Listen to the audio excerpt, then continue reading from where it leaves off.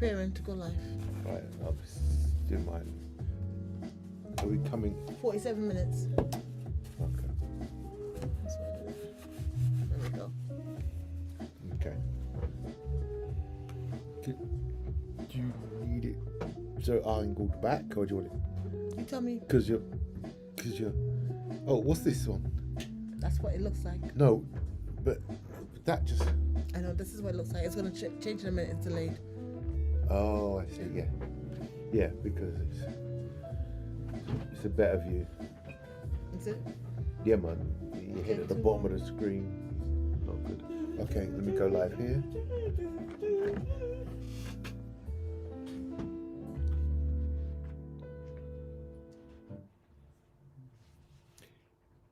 Good evening, good evening, good evening. It's the 18th of February, and we're back in After Dark territory, just after 8. And you're going to be with us for the next hour or so, maybe 2, depending on whether you're going to join in on the conversation.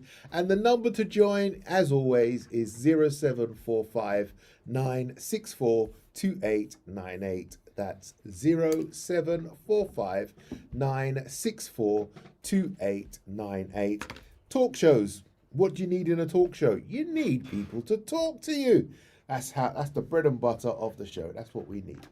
Okay, so we've got Charlie back in the studio this week. Hello, Yeah, everybody. She was away on Zoom last week, and I'm not sure that I was feeling that.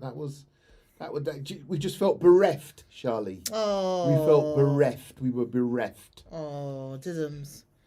Yeah, I can see your heart's bleeding at this point. And Paulie is here also, and me, your regular host, Mark Gray. We're going to talk about finding love.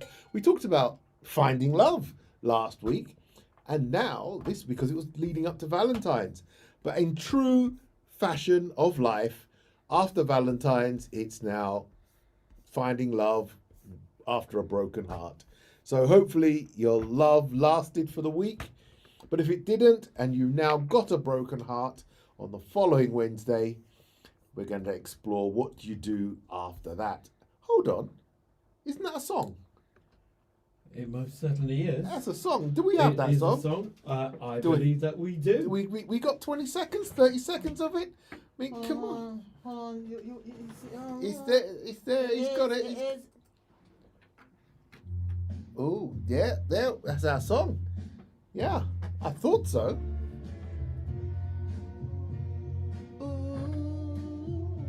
Turn us up so I can hear over here.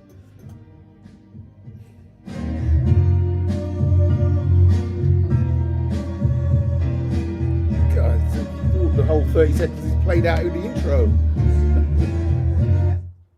Yeah, we got. Now you got the quiz is what song was that? All we got was the intro. I can bring it back in, but I'm just minded that what will happen if we have it on for too long, we're gonna come off it in social media. Yeah, so we should have just jumped in after the middle of the first verse. I think. I don't know.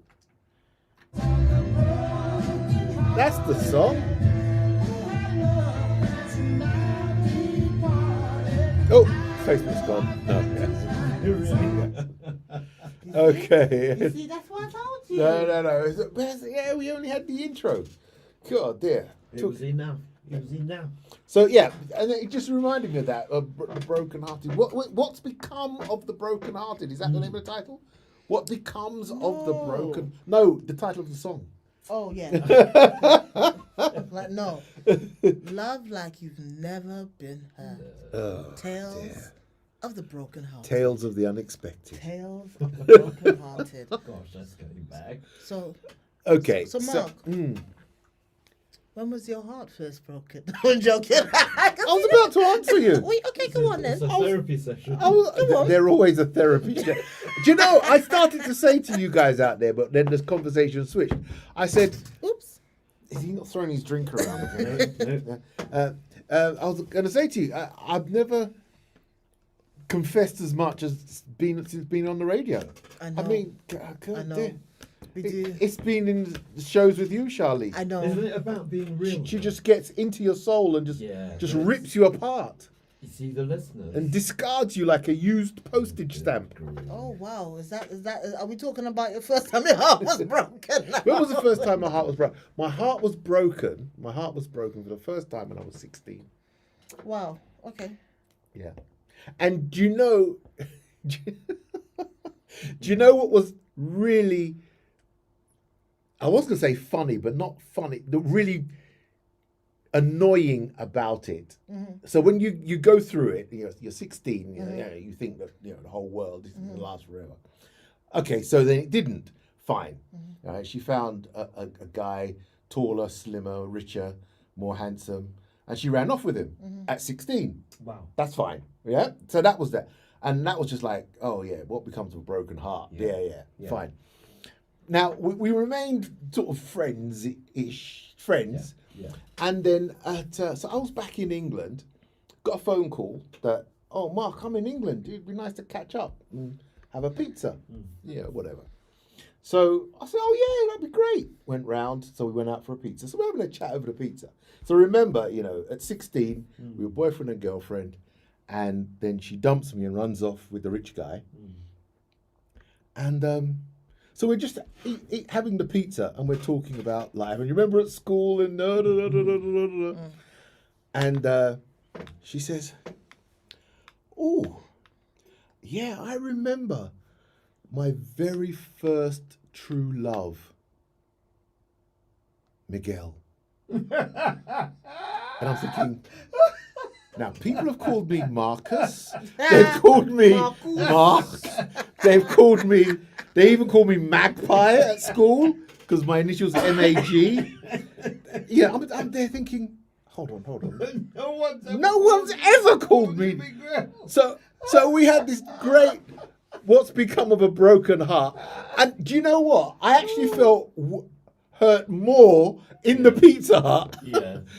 Looking back and her saying, oh no, my first love was when I was 17 or whatever.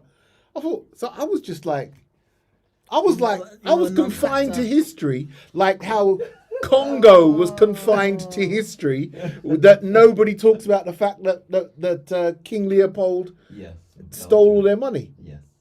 It's just a footnote in history. And I felt like a footnote in history. Paul, what about you? We're going to get round to you, Charlie. So you can I'm you can hosting. you can say I'm hosting. no. Yeah, no, for me, I was a young, 13, 14-year-old, besotted with a girl in my class at school called Geraldine Furlong. Never forgotten the name. Yeah. So Geraldine, if you're listening, But she wasn't interested in She was interested in Kenroy Jack, and that was that. does that count as a broken heart though? Oh, I was broken. I didn't. Nobody can tell me I wasn't broken-hearted. I didn't get felt those it. love letters that were scented. No. But is that Charlie? Is that broken heart? Oh, of course Well, it is. You can be disappointed, but No, broken it's not heart is. disappointed. Listen, when you are 14, your whole heart and your life is just, invested. Yeah, invested in the next pop song, in the next thing. You get so invested in everything, don't you? It's No. brilliant. No, I was invested in Geraldine, he says. Right, and that was that. And that was it. That was it. She did. forever. She didn't know she broke your heart, but she broke your heart. Yes. That's all right. So coming in, Charlie, your turn. Gutted. Huh. I think. So last year. This is talking about the first time, right? Oh, hey!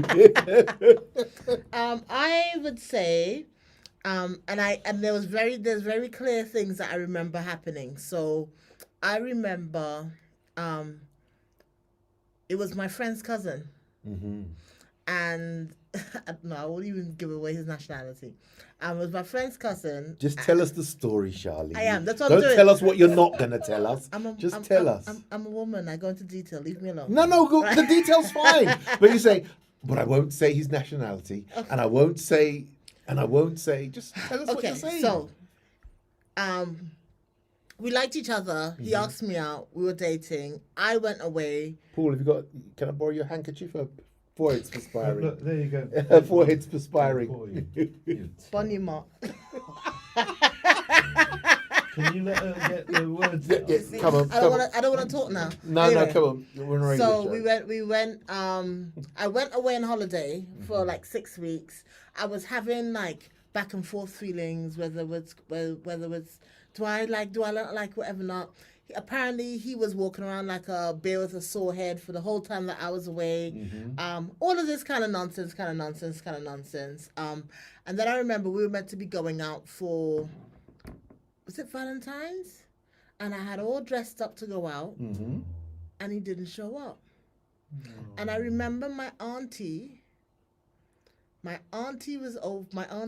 God rest her soul, my auntie was there, and she said, a dog never returned back to his vomit. That's what she said to me. I can remember saying, It's true, but is it relevant? I mean, it's true. she But said, because there was that back and forth, and he just didn't show up.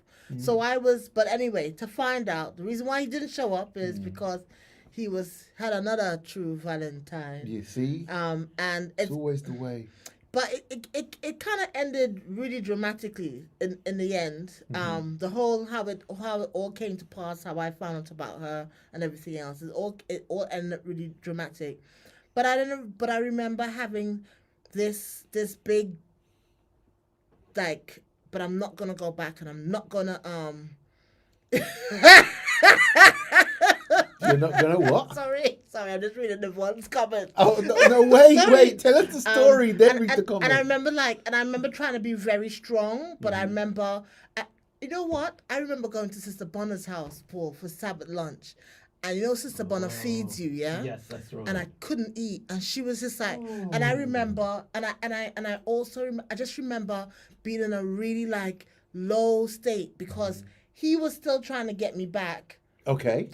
But I was done because you hurt me, you cheated on me, so I'm done. And just going through all of that. And I just remember, you feel like you're in this like hard thing, and then one day you just all of a sudden you're okay again. You start wanting to do stuff again. Yeah. You start wanting to eat again. You start wanting to, I feel like I said too much now. No.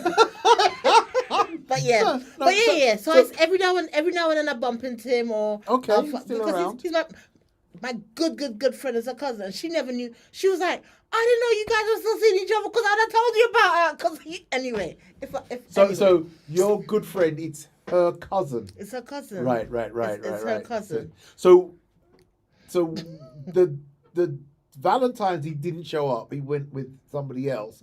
What happened to that? Was that just like a one-off date? or did they become boyfriend and girlfriend? He was living with her. Okay, so let's turn to my notes. How old were you then at this point? 'Cause I mean, he's talking about 13. I was 16. So he I was was a late bloomer. I was about 19. 18, 19? Okay. 18, 19. Oh wow. He Well, I wasn't. guess- He wasn't. Anyway. Yeah, so he was living with. Yeah, no, that's the end of the story. He was living with her. So yeah, page 1 of my notes says. But you said you spotted a Can we not message? podcast this episode? Can we not podcast this episode? No, I think it's brilliant. I think it's cathartic. Oh gosh, I'm feeling hot. Can we put the AC on, please? Don't say it. Hi, Mark. Sharon Lee. Oh, driving home from Mum's. Oh, Mark, you are looking very dapper. Oh, because I have on the. I've not taken it off since Saturday. I've been wearing this since Saturday. Let me smell. No, I'm joking. So hold on. So why can't I? Charlie's hot. So why can't I wash it and then put it back on the next day? Look, I got yours didn't on today, say that. Mark. You said Hey, she's got on the Windrush. Ooh, ooh, ooh, ooh, ooh. That was a bit of what's that one? Can we get on with the Get program? on. Norman Bates. What's that? Psycho. Psycho. Goodness. Something happens when I come to the studio. Right. Next. Yeah, I know this. There is actually. I think it's when you and I are in the studio at the same time, Charlie. I should live stream more often. Charmaine. Let me just call you Sham. Motown, yes, it was Motown we're playing. That is Yvonne. She said, Charlie, 6 months is an immigration, not a trip. Where is the message? I don't even see it. Oh, right. Oh, young love. You didn't say that he cheated. He did cheated. You didn't say, yeah, he did cheat. That's what happened. Actually, No. Yeah. Yeah. So, did he cheat on me? That it was either side chicken? No. But yeah. No. because But he you said he lived with this person.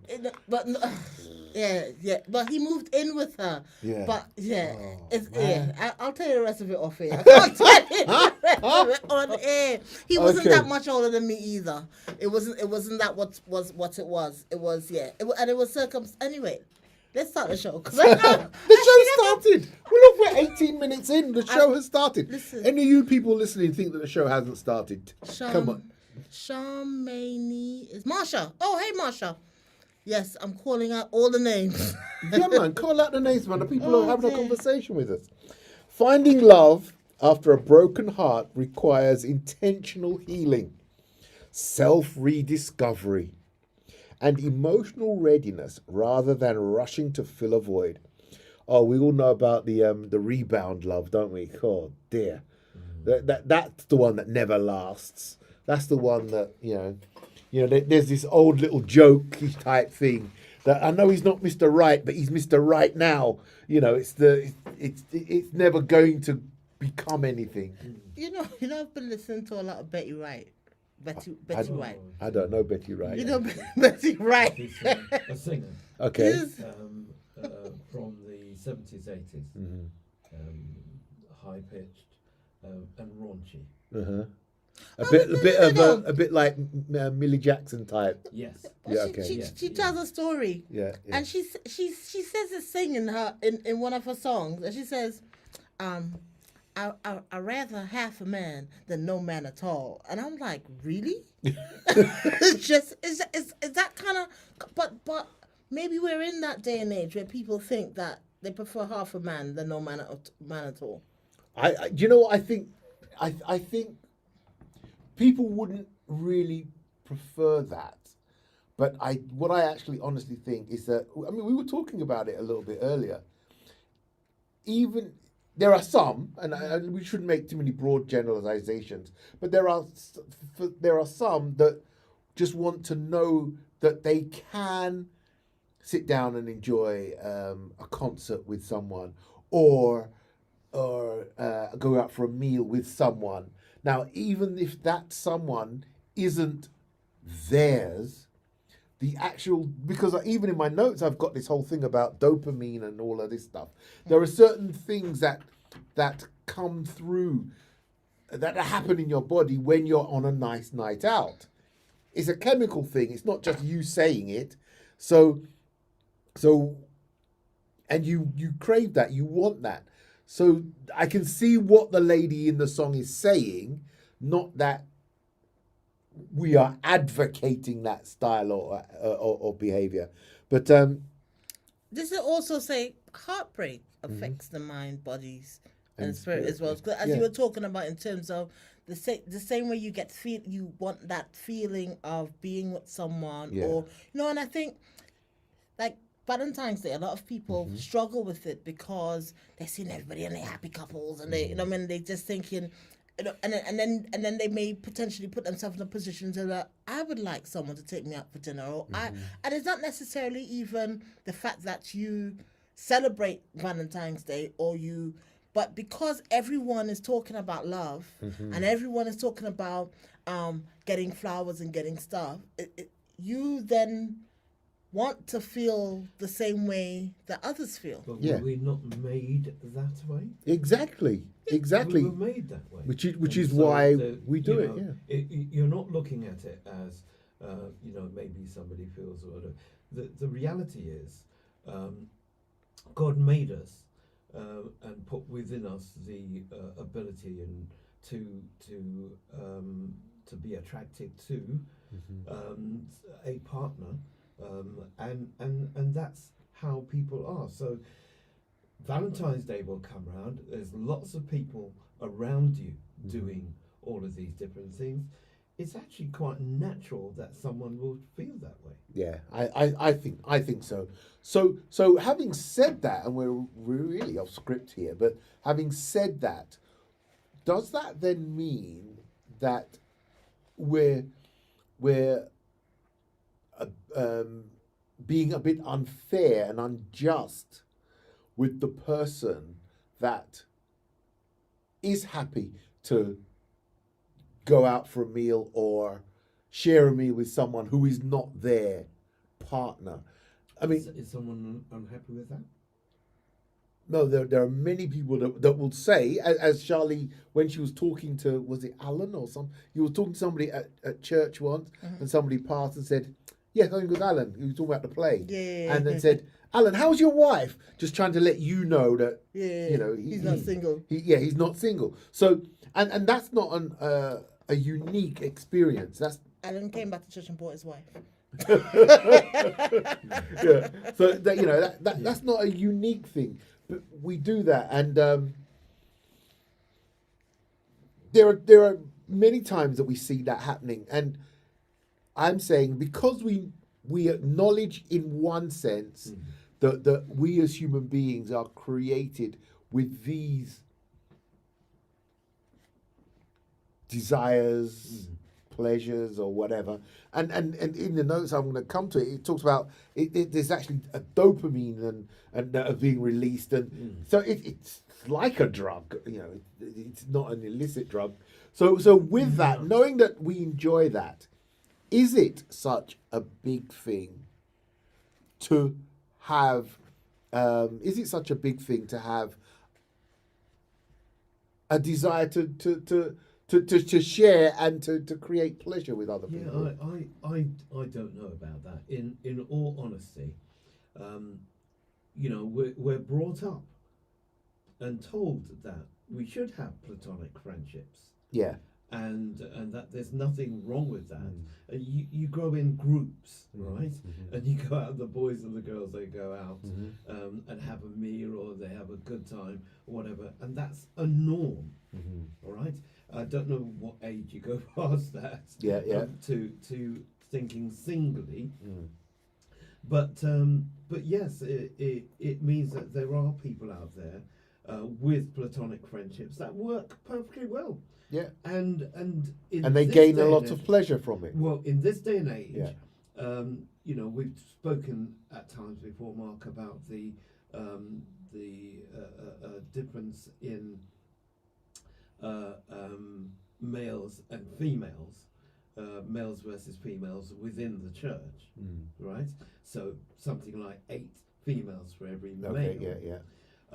So then you find a lot of people who can actually have these platonic friendships where they go out and have a good chat, a good meal, go and watch something together, and there's a lot. I don't know if I've seen a situation where people are against that, Okay. or have any thoughts that something like that is wrong. Okay. No, I've come across it.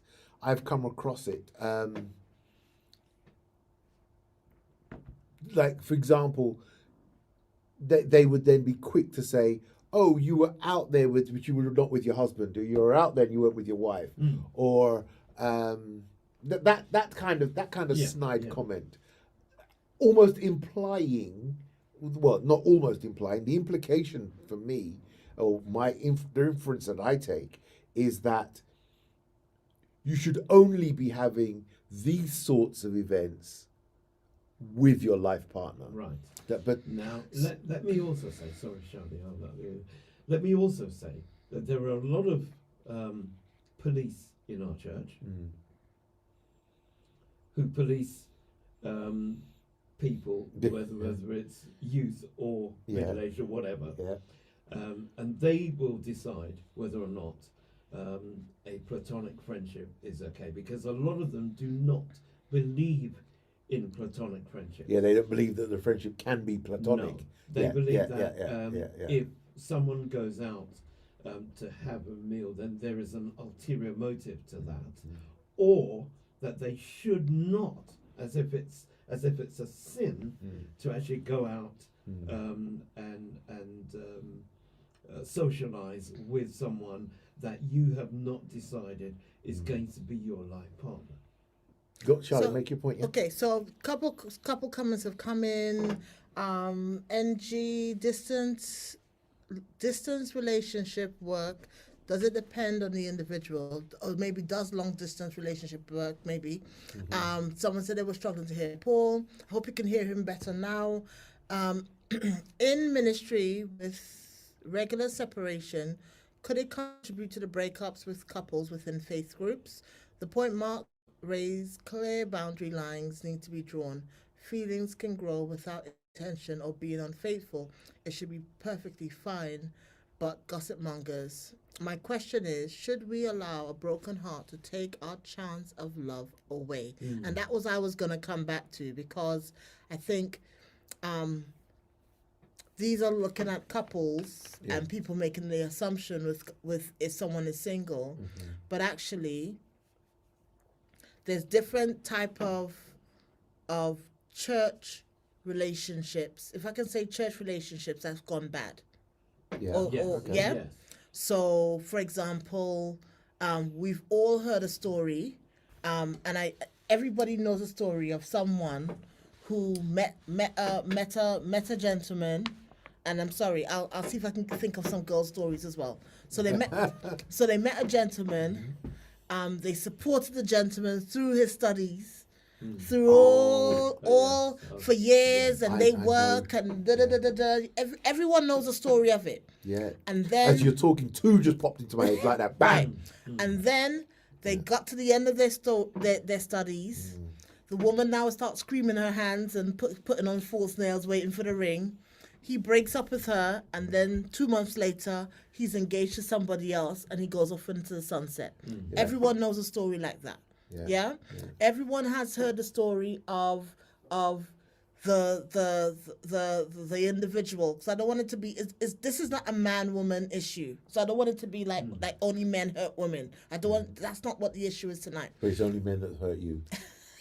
I'm a woman, so no woman has hurt me.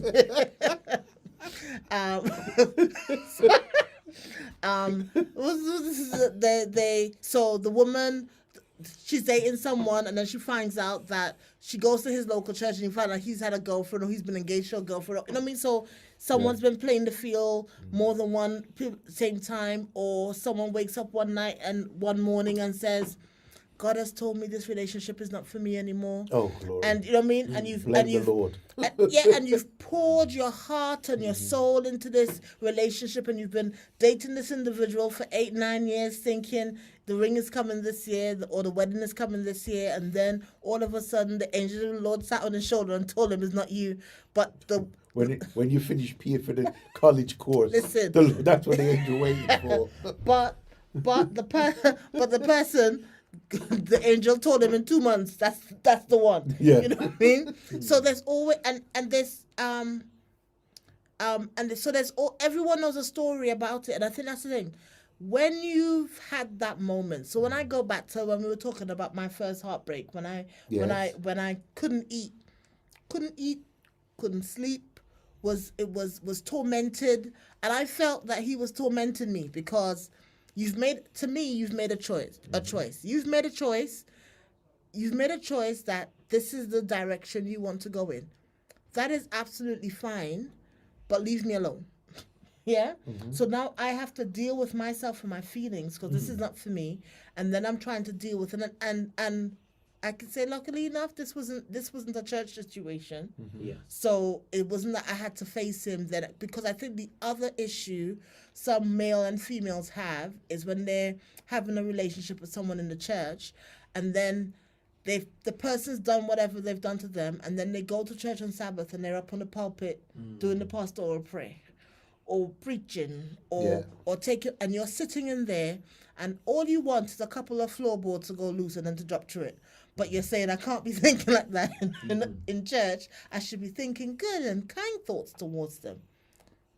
Yeah, because we have this idea that we are Teflon coated superheroes. The reality is we're as human as anybody else. So let me ask this question then. Can you legislate for a broken heart? Is there a formula for a broken heart? A formula Is to there- avoid it, or a formula no, to a come out formula of it? to be somebody that's affected by a broken heart. Is there some way to get over this thing? Right. Or, you know, because very often we talk about someone with a broken heart as if, oh, there's an easy way to get over that. All you need to do is say a prayer. There's Now, just no easy you know, way. full transparency. There's no easy way. The people that I circulate around are church people.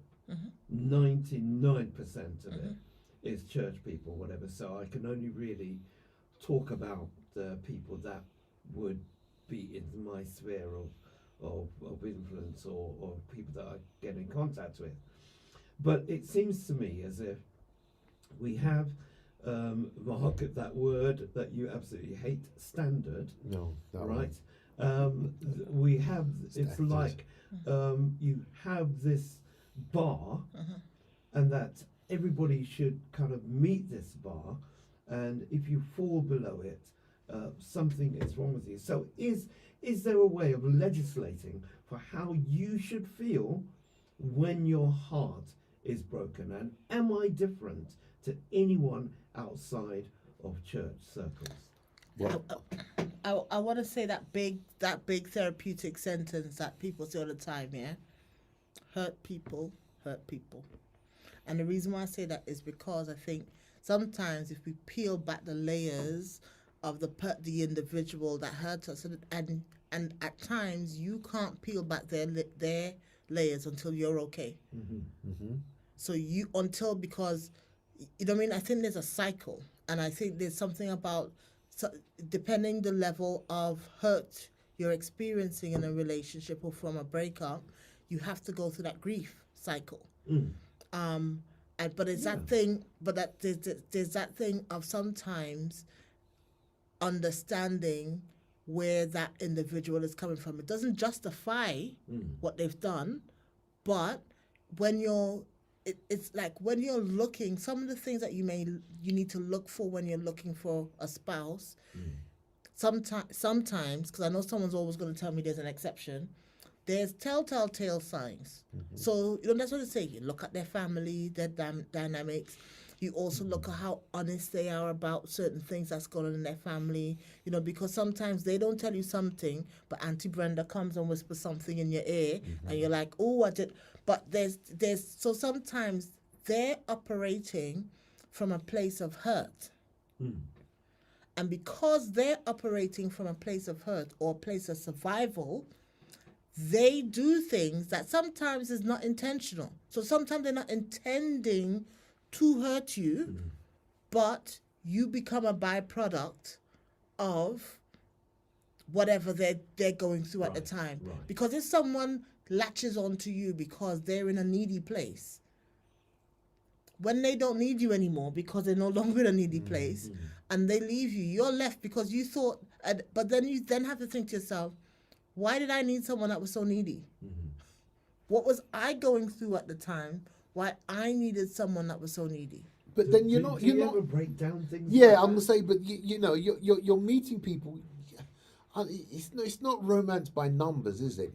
You're meeting people. You're becoming friends. You're finding out that there's something you guys have got something in common, and you're exploring that thing that's in common.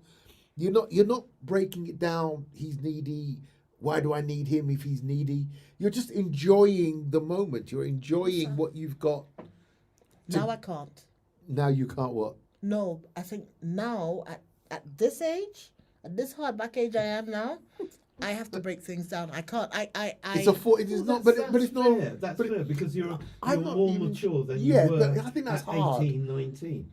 That's hard because how do you let a relationship develop if you're doing it by formula?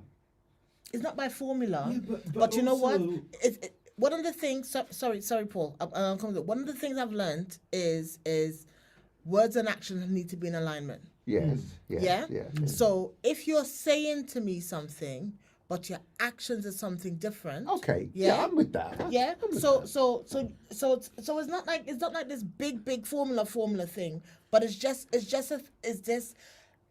that I can't allow myself to fall head over heels in love with someone who's then gonna take my heart and throw it down a hill, then stamp all over it, put it on fire, and then and then drown it in the ocean. Therefore, and so Yeah, it's difficult. okay. So you put up all these shutters and stuff, but you're doing that while you're looking and you're reflecting and you're thinking about yourself, and then maybe you might book in a few therapy sessions on the way just to make sure you're okay. Yeah. I'm just being honest. Yeah, So- but and I wonder why that Why I'm single? No, that's not Go on, what say it. Say it. Is it right? That's not what I was saying. I'm single and healed. No. 555. Yeah, Sophia Lindsay says that's why one should ensure that they are healed before Yeah. entering a new relationship. Amen. Because when you're healed, you can ask yourself the question and you can When you- see people for who they were. Yeah, when you're healed, you can lick him But- down, but right? Like I said, so how do you, like I said, because you can't legislate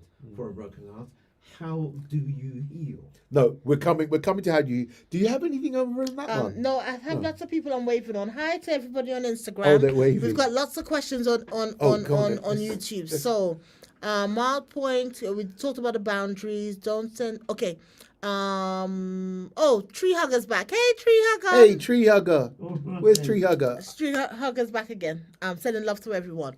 So, Marsha says, as they would say, take them out to the bush and put them around the table, and then they're gone, left you. Yes. Oh, gosh, yeah. There's no one formula. That's correct. Yeah. This is an individual approach. Yes. Some people are quite resilient. Yes. Some people also jump into another relationship very soon just to mask the brokenness. Yeah, that's what I say. But that's what Sophia's saying, and that's the recipe for disaster. But that's what that they say the best way to something is to Get back on the horse. to get but yeah, they say it a yeah. different way. But yeah, that's a good way of saying it. Yeah. I think it's more traumatic if they stay because of opportunity. But so many people are staying because of that. But what if, I mean, my question, if I break it down a little further, what if you have a very soft nature? Mm-hmm. That is your nature. It's the way that you've always been. Or whatever. Yeah. You fall in love with someone, and you know. Yeah, but you didn't they- see them at the hang party tonight and fall in love tomorrow. No. So no. Listen to what I'm saying. Yeah, but something has happened. No. If you are if you have a naturally soft nature, you've grown up in a particular setting or whatever, and then you actually finally find someone that treats you a particular way. Right, You've yes. fallen head over heels in love with that person, whatever, and that person has not taken into account your soft nature and has decided to discard you and go elsewhere or whatever. How do you get over something? It's not a case of getting back up on the horse, Mark. Yeah. It's not a case of you know, I don't know, in drinking they call it the hair of the dog. Yeah. and whatever. But it's nothing like that. How do you now, and I'm talking in church circles, right? How do you now recover from something? What becomes of that broken heart? Well, But- I've got. Sorry, sorry. I feel like I keep jumping. Yes, I think the thing about it is that sometimes there's shame because Yes. I think it's Yes. also identifying what's your barrier. Yes. Because sometimes is what is your barrier? Because if, especially in a church circle, the last thing you want to be known as is, oh, she bring another man to church again. Yeah? Because you know what that means. So you have to also be careful on how you are. If you're lucky to be able to do that, to find someone. No, truth be told, like I said, if you are of a certain nature or whatever, you're not going to find somebody to bring to church or whatever. This is like your one shot, and somebody's gone off and It and might be, messed yeah. up. But okay, Messed up your heart. let's say that's fine. Okay, let me have a look here. That's So we've got Sophia Lindsay says counselling. How do you navigate it? How do you navigate it? Alma Jean Wilson is watching. I hope she wasn't listening at the beginning because Alma Jean Wilson was there when it was all happening. Let me stop. When it was all Right, kicking so off. it says at Paul, that's a Maudsley check-in? Maudsley Mental Hospital. Right. Where okay. yeah, that's a Maudsley check-in. Okay, it's a sorry. mental hospital. So how do you deal with the serial heartbreakers, women as well as men, with a figure of 7 women to 1 man in our church community? Surely there will be heartbreak, that will affect the church women more than the male within church. Okay, all right. My turn now. Right. Paul asked the question: finding love after a broken heart, and Sophia Lindsay has addressed it. And for me, Just making sure you're not too warm, because you agreed with Sophia Lindsay's counselling. no, I didn't agree with the counselling. Oh, okay. Repeat that. No, I didn't agree with the counselling. What did I you agreed say? with that's why one should ensure they are healed before entering a new relationship. Okay. That's what I agree with. Okay, no problem. Sorry for touching your head. No, it's all right, man. Go on, Chu. No, but there's got to be the intentional healing. So you've had a traumatic experience. You've lost someone that you thought was going to be the one. Mm-hmm. What do you do? Paul says, what do? You heal yourself. You find self-rediscovery and emotional readiness. You deal with those things. For some people, it will be quick. Some people, it will be long. But you deal with those things before rushing to fill a void. The void gives you Mr. Right now, not Mr. Right. The void, if you're really down and, sometimes your friends invite you out, but friends, even though I think that they're well-intentioned, always see and read about, no, you're down, we need to take you out. But when they take you out, they don't just take you to a theatre, a play, or a concert to go and watch, some band or something and then go home, or go for a meal and go home. They want to take you and get you drunk and all doing all sorts of stupid things that you just end up in regret and remorse the following day. And then you're remorse the following day. So you feel worse than you did yesterday. So it didn't help. But so those things I think can be done in the meantime, but before finding love, or before saying that you're ready to rush to have another relationship, that's what you've got to do. You've got to heal. Now, somebody said earlier on, I think, is that you've got to set up boundaries. You've got to set up boundaries, but boundaries are not the same as walls, Charlie.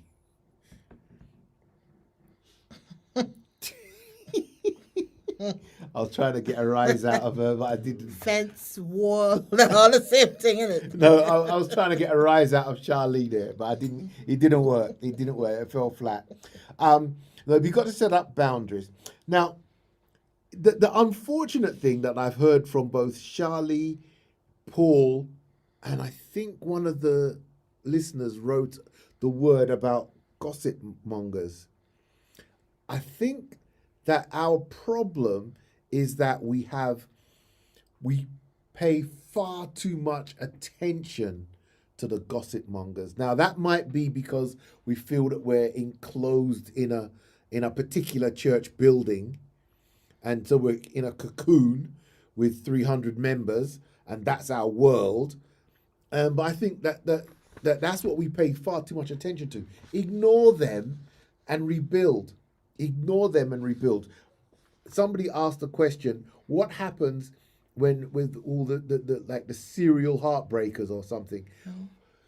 We can't legislate for that. I mean, that is just not something that I think we should start a Facebook or WhatsApp group and post them and shame them. Well, I can't. You see, I can't argue against. How's it helping your heart? Yeah.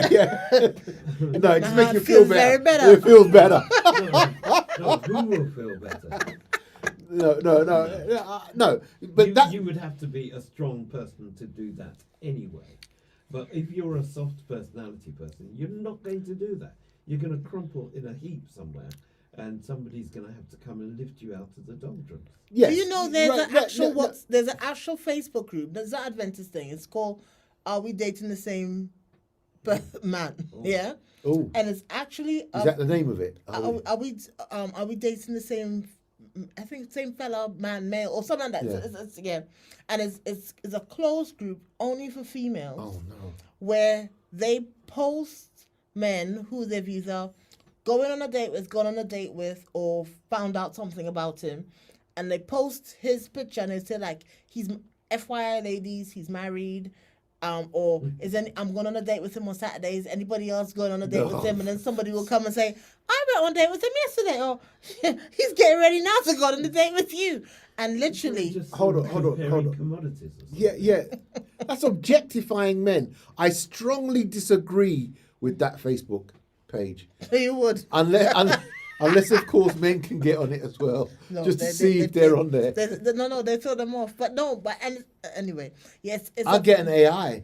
I'll get an No, AI. they know. I'll get an AI and be like a woman and say I want to join the group. No. But it's quite an interesting cut because there are people Yeah. that are known by their stripes. Is that what they call it, stripes? Mhm. Yeah. Yeah. And they have and actually, I can honestly say, I know male and female, who are known as serial heartbreakers. So they will date someone when they've gotten what they need to get from whatever that relationship will bring for them, whether it means it's just Christmas time, so I'll get the expensive handbag, or whether it means because they will pay for me to go on holiday, or whatever else it is, or they will fix my kitchen, or fix my roof, or whatever else it is.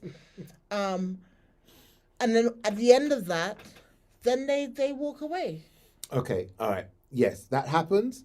But like a few times on this show, we can't legislate for those people, because what we're honestly trying to say is how, if you're a genuine person, do you navigate your way through this? So I've got some case studies. Okay. You don't want to do I case studies? want to hear your Yeah, case it's studies. interesting to hear. I've got 3 case studies. Okay. Case study 1. A woman's partner of 5 years withdraws emotionally and leaves without explanation. She blames herself and struggles with closure. So it's just should I just read the thing, or you want to discuss them? Should I read all of them? No.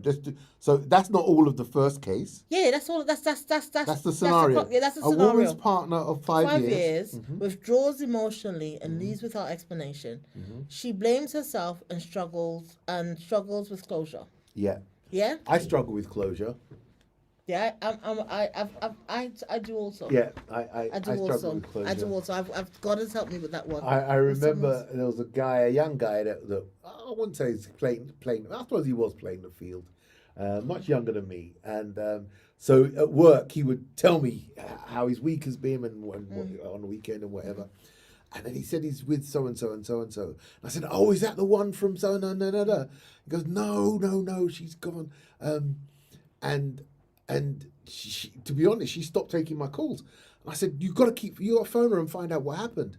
And he said, "Nah." And then I talked to him and I said, "But that one that you told me about, I thought she was really special. You phone and find out what happened." And he just turned to me and said, "Mark, do I look like I need closure?" Oh, And I had to laugh. I thought, yeah, I'm clearly living this relationship vicariously. Yeah, I need to understand what went wrong. But but for some people, they don't need closure. But some people really do struggle with closure. You see, in this scenario, Charlie, a woman's partner of 5 years withdraws emotionally and leaves without explanation. She blames herself, maybe, and struggles with closure. Yes, I can understand that scenario, but I think, what do you do about it? What you do about it, I think, it says here, is that before, so you're going to be in a quandary. You're going to wonder what happened. You're going to wonder why it happened. You were with someone, you thought it was going to be great, all of that, and all of a sudden they pulled the rug from under you. It happens. And it's not right, but it happens, and it happens in the world, it happens in the church. It's not good. So what do you do when it happens, if and when it happens to you? The first thing that I think we should lay down and say, the first thing you do is that you've got to heal yourself without relying on whether they come and give you the explanation of why. You will wonder why. It's a human thing. You will wonder, and there may be people that play on the fact that they know you're going to wonder why, so they can come in and out and in and out and in and out. So because they know that you're vulnerable that way. Paul's talking about the soft person. They know you're soft, so they just keep, they keep. Yeah, I know I treated you bad, but I really do like you, Paul. And then, no, she said she likes me, because you're soft. The first thing you've got to do is to set those boundaries and say, okay, the boundaries, I understand that my heart wants companionship. I understand that my heart wants to go out on Valentine's. I understand that my heart wants also to be at the concert, having a great time. But I need these boundaries. I just need these boundaries whilst you're making yourself or preparing yourself to heal. So you're preparing yourself to heal, and worry about the dates later. And now that's what my notes say. But no, I think you missed something, Mark, because I think this is not about. I don't think we've even gotten to the bit where we're even looking to redate again. I think unless, of course, date means because, different to you. No, because you're just trying to navigate the hurt. Because really, so imagine, two people are in a relationship that you think is going well. Yeah? And then all of a sudden, he blocks you, and you don't know where he is. You or she is. You don't know where the person is. They've blocked you. You're asking people, oh, well, I haven't really seen them or anything else. Unless whether they move countries, they don't move, whatever the scenario is. I'm just trying to put it into a church context. But all of a sudden, this person that you were spending hours with a week, you were talking to for hours on the phone and everything else, all of a sudden they ghost you. And they don't want to talk to you, and they don't want to have an interaction with you.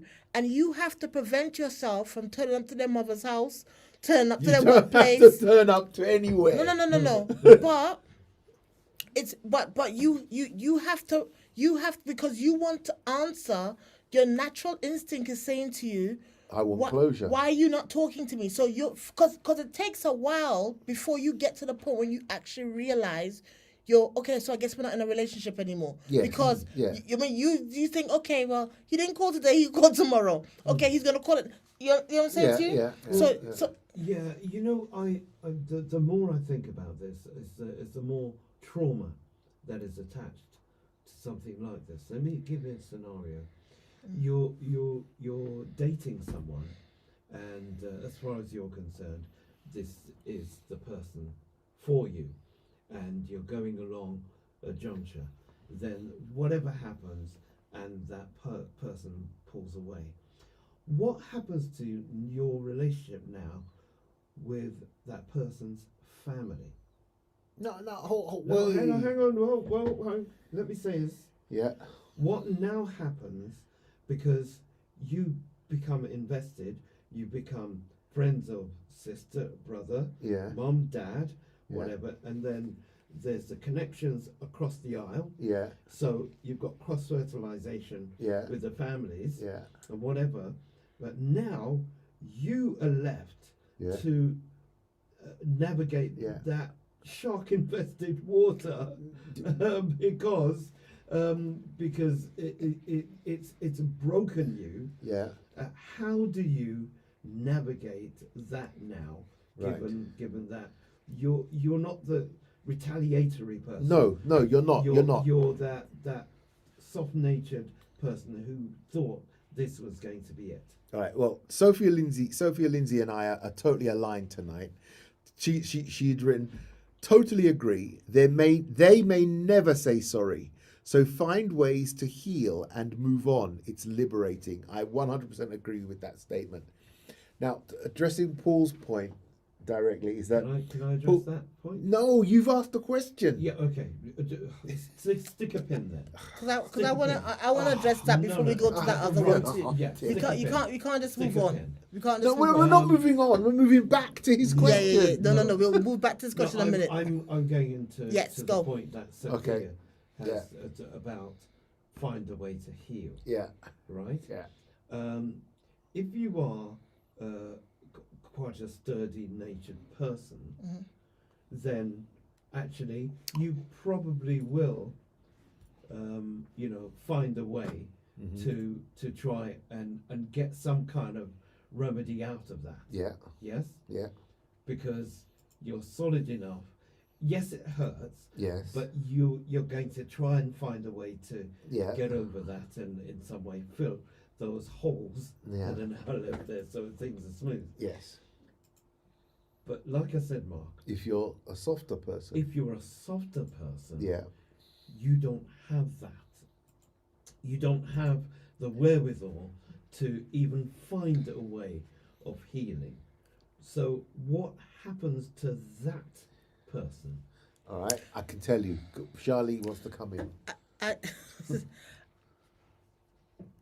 That the comment that Sophia has said in terms of find a way to heal and move on, Yeah. I think it's easier said than done. I think Yeah. we have a comment here by Marsha says, how can you heal when there are unanswered questions you are struggling with? Do you heal or just accept it and move on? And I think the thing for me is whereas we need to practically break this down now, but when we're practically breaking it down, we need to also understand the fact that different people deal with things in different ways. So that's what one person might become a bunny boiler, about it, and that's true. Yeah, because sometimes when you're Yeah. broken-hearted, This is somebody that's trying to get the character of Christ, right? yeah, listen. No, come on. Either you're trying to get the character of Christ or you're not. Can I just say that we have bunny boilers in our church? I'm All not right, that's talking what about. I'm saying. I didn't mention church.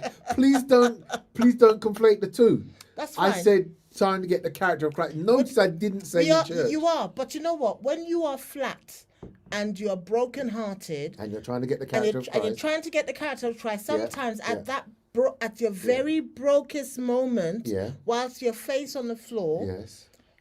you need the prayers of those you love, Yes, because you're not I agree. able 'Cause you're to not reach capable. out and touch. That's I agree. So I think that whole heal and move on sounds like a great, but it's how do you heal? So it's maybe because I think the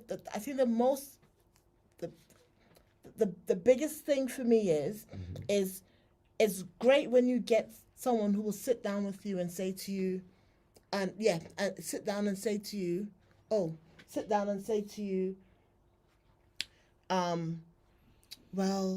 it's me, not you, or have that conversation with you, yeah. However, when you have, and that's what we're saying in this scenario, when you have no explanation, no nothing, no callback, no way of contacting, Yeah. and you see the person and the person's giving you a changing the direction which they're walking, giving you a stone cold wall in your face. You have to find a way of healing Yeah. independently, as you said, Yeah. without them giving you the. You know what I mean? Lord, accept me. closure. Lord, help me to accept the things that I cannot change. Yeah. And that may have to be your prayer serenity, may have to be the prayer that you are repeating to yourself day after day, because without that, you will send yourself crazy. Okay. I agree. No, Paul. I agree. Yeah. All right. Clearly, you and Charlie agree. Now I'm gonna. No, Sophia says, and I'm agreeing with me and Sophie Lindsay are really on one tonight. I must sound cold, but I understand some have mental breakdowns as a result. But realistically, counseling, a true trusted friend who's been there can be, I guess that was can be a great source of support. And a tub of Haagen-Dazs. And the stop of what? And a tub of Haagen-Dazs. Now, the thing is, right, a lot of the time, when we talk about scenarios that are difficult and whatever, and we say, how do we navigate? And we give reasons or things that we can say what we can do. We always get obstacles thrown up. Oh, but Mark, that's hard. Oh, but that's not easy. Oh, they wouldn't allow that in my church. Are these all comments for our church? These they wouldn't allow that in my church. Or no. For me, that's when we get distracted. That's when we get distracted. So if I am, well, I am. I'm very much the soft person that Paul's talking about. What do you do? Keep your eye on the screen. what do you do when you know you're brokenhearted and you're the soft person? And Paul asked about when you're sort of really sort of invested in the family and all of that, and the person's gone. Yeah. And what happens to that? Now, my thing. Get ready to back me up, Sophie, because we're on the same tip tonight. I don't think we're on opposite sides of the park. No. I'm saying that, Sophie. I want Sophie to back me up. No, what it is that if I go back to Paul's scenario and also to Paul, add to my point on Sophia's point, is that it's a broken heart. What do you do after the broken heart? And I wish I could find my notes about the dopamines and all of that. So Can I go no, through my 3 case no, studies? no, I think can no. I be honest with you? I think No. the remedy is going to be the same for all of the different scenarios. I think the remedy is going to be the same for all the different scenarios. Yeah, we have to learn how to swim through the river of emotion. It's a journey. Dawn is saying. Let me read the other 2 scenarios because I think the remedy for all of them are the same. Sophia, Yeah. don't laugh. Don't encourage him. Sometimes he has to encourage himself. Okay, right. Okay. So Sophia knows that I'm on it tonight, man. She knows. Second scenario. A man discovers his spouse has been unfaithful. Oh. He wants to forgive, but feels foolish, angry, and spiritually conflicted. Yeah. Next one. So hold on. Oh, you're saying Yeah, how does he navigate? Yeah. So, okay, yeah. forgiveness versus reconciliation, the pressure to move on too quickly, Yeah. honoring your pain without becoming imprisoned by it, right? Yeah. So then we go to a young adult repeatedly chooses emotionally unavailable partners and now believes they are the problem. Mm-hmm. Yeah? So those are the 3 scenarios. Yeah. Yeah? But I think so. The issues pattern formed from childhood wounds, how heartbreak distorts identity, choosing from healed places, not lonely places. Yeah, I like that line. yeah. Choosing from healed places, not lonely places. And then the first one, was the trauma of unanswered questions, Yeah. internalizing someone else's emotional immaturity, rebuilding self-worth after feeling discarded. Right. So first of all, I don't think that they're all the same solution, but Similar. says they're similar. See, look, I recommend pistachio Haagen-Dazs. Very effective. You see, short-term things. No, they might be very nice, and you might feel a lot better in the morning. But You won't feel much better if you're a diabetic. Just drink a glass of water. Paul, not did you ever used to watch Gulliver's Travels, the cartoon, Yes. with the little man Grimm? We'll never make it. No matter where they're going, no matter what they're doing, and what plan they come up with, Grimm would always say, "No, it won't work. We're doomed. We're doomed." So sorry. I don't know who Ranel Vendevodu was, but you deleted your questions, and I think Yvonne has brought it back because I think one of the questions everybody wants to discuss is how do we deal with the serial heartbreak? Because I think that's come back up again. and I don't think everyone liked my suggestion in terms of name and shame them. Without ending up, she said, without ending up in prison. Sorry, You see? that's what I love you. You Love betrayal affects future relationships. The breaking of trust for me takes a long time to get over anger of time wasted. Yeah, the anger of time. Yeah, you know what? I get that, because that's the other thing about. I nearly said something that got me in trouble. Is it? Oh, Yeah, going up the garden path. We praise God for Yeah, restraint. Going up the garden, being led up the garden path, Yeah. and then we hear you. Yes. Yvonne. Okay. Yeah. So we hear Yvonne. We hear Paul. You know, I tried. It was about 25 minutes ago. I tried to answer Paul's point, but about the navigating when you're in the, and then the spouse is gone and you're gentle and you get vindictive and all of that. And oh dear, she's Healing. Oh dear. Healing. Oh dear. What does it look like? Is my next page. Practical tips for the brokenhearted.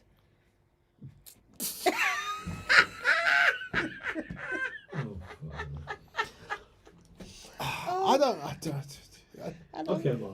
Are you going to finish what you were going to say? Well, I don't know, because every time I open my mouth, Right. Charlie comes Shall up we with go another for it? note, another point, Let's go. and I never. Go for Right. it, Mark. So, I thought, just for 5 minutes, all right. right. All right. So, for me, maybe I'm going to regret this, but let me read Sophia's point, because I don't like to leave these people hanging. You have to go through the stages of bereavement: anger, denial, depression, bargaining, and then finally acceptance. Yeah. And that's basically, Bereavement. that's what you have to Cycle do. of grief. But Yeah, that's- yeah. But you see, bereavement, right? Yeah. It's very much akin to bereavement. Yes. Yes. Yes. And for a lot of people, I knew I was going to regret that's reading one it of the out. hardest things that they've ever been through Yes. in life. Yes. Bereavement. So it Yes. does come like a death. Yes. to them. Yeah, because you've got this person that you So- thought you're going to have a long-term relationship with. You can't walk up to someone and say, "Suck it up, man." No, but You who's know? saying suck it up? There are lots of people there that say, "Well, all you need to do is just say a prayer." You know? Yes, and that's something that I was trying to get out hours ago, when under the umbrella of the gossip mongers and the ones that, when you mentioned the word standards, Yes. and because we're not playing with a straight bat. Yeah. We're playing with a bat that is trying to please different people whilst trying to navigate our own pain. And you're going to tie yourself up in knots, said Mike Johnson. You're going to tie yourself up in knots. You're trying to please Charlie, then you're trying to please Paul, but Paul and Charlie want different things, so you don't know what to do, and you're still trying to navigate your closure, and your head is spinning. So, what you do in your attempt for healing, in that case that scenario you gave, suppose one of the spouses withdrawn themselves and gone, and you've built these relationships Yeah. with these other people. Family, If the whatever. yeah, Yeah. if the relationships are genuine relationships, Yes. then you continue them. It's not that easy. No, No, it really isn't. You've got to think about. so hold on. think about Do we it- want a solution, or do we No, just no, want no, hang on something a that's second. easy? No, we do want a solution, but think about it from a worst case scenario. Okay, why don't we just think about it?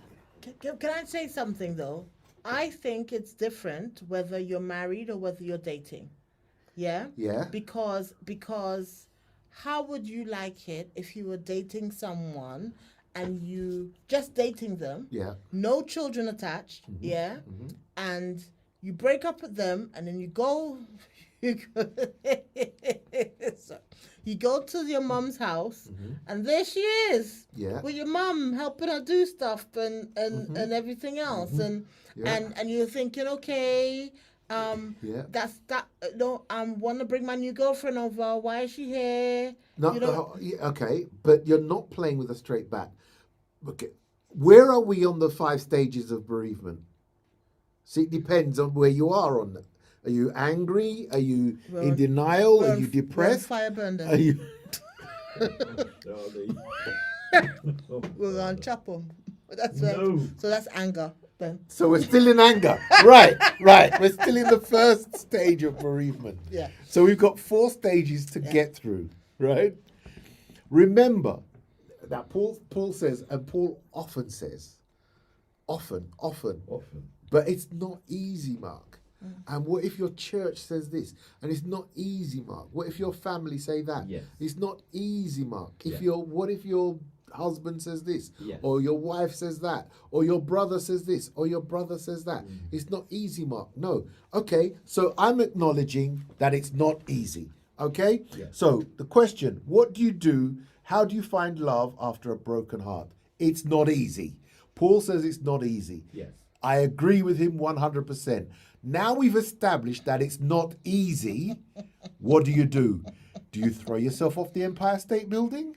No. What you do is what Sophia Lindsay says. You go through those stages of bereavement, you get healing for yourself, and you try not to get back on the bike straight away. You don't do that. Mark Different is the to- male speaking right now. Huh? Sorry, I just want everyone to know Mark is the male speaking right now. Is the male Is the speaking? male speaking right now. So when you were speaking, were you the female speaking? Yes, I'm the female speaking. Yeah, and you've been speaking for an hour and 45 minutes. Oh wow! So the wow, male can okay. get 10 minutes in before the end of the show. There's a male that's messaging through. Let me read. When the Whoa! partner, I actually thought, foolishly, that we were going to talk about this for 45 minutes and go home. oh, right. When the partner, he or she has confirmed that they have been unfaithful, the Yeah. last loving thing you can do is call them an Uber. Amen. Hallelujah. Yes. Yeah, Yes. exactly. Yes. Exactly, because, And fireband them. yeah, the fun. Fireband them. Yeah, okay. Yeah, can I? No. Sorry. Mark go wants on. to speak. He thinks I'm not letting him speak. So we've got some more comments here. Read them. I've I've got one from Sophie. What about the fight broke out in the mama's kitchen? Right, But okay. going through the stages of bereavement is not linear. It isn't linear. That's No, true. no, it's But you not. know what? The thing about it. Yes, there are stages. Oh, do they mean, when they say linear, do they mean that you could go anger, denial, Yeah. depression, and then go back to anger? Or you can Yeah. go from anger to bargaining, and then then you know. back- So it's yeah, not. yeah, It's just. yeah. It's not a straight road. Yes, And I okay, think it's yeah, important yeah. to realize. Yes. Yes, it's not a straight road. Yes, yeah. But you have to first, agree that you're gonna grieve it first. Yeah, yeah. To get there, because Yes. if you don't decide that you're gonna grieve it, Yeah. you could just be operating in Denial. not in denial, in something that'll get you to prison. No. But Who was that? Was that Yvonne? that's Yvonne. Because must be you have, Yvonne. No, but you have to think about things in terms of when depending on how much of an emotional investment you've made into something. Yes. And someone does a move that shatters your heart. Yes. Yes. The sensible thing is to put them in an Uber and say to you, good evening. However, not everyone can think that rationally at the time of it happening. Sharon also sent in a So message. who said that about the Uber? Try to find the answer from Jimmy Ruffin song. Leaves you with more questions than answers. But We played Jimmy Ruffing at the we beginning. did. As I walk this land with broken dreams, I have visions of many things, but happiness is just an illusion filled with sadness and confusion. What becomes of a broken-hearted who had love that's now departed? I know I've got to find some kind of peace of mind. I said that was baby. Never knew it was maybe. Anyway, the roots of love grow all around, but for me they come a tumbling down. Everyday heartache grows a little stronger. I can't stand this pain much longer. Should I keep reading to the end? No. No? Okay. So she said, I'll be searching everywhere just to find someone to care. I'll be looking every day. I know I'm going to find a way. Nothing's going to stop me now. I'll find a way somehow, and I'll be searching everywhere. I know I got to find a way. I'll be looking. And I would say not looking for another person until you're healed is not the answer. And you say that looking for another person until you're healed is not the answer. Yeah, that's what I would say. Yes. I would say. 100%. So Sophia says, got to keep it real. Say prayer, but how? By telling God you are angry, it's unfair. Ask why you, ugly crying. Then challenge God to comfort you in a way that you really feel his presence. See more? Basically, keep it real. Slow connection. Oh, sorry. Basically, keep it real with yourself and God as you go through the process. Amen. Because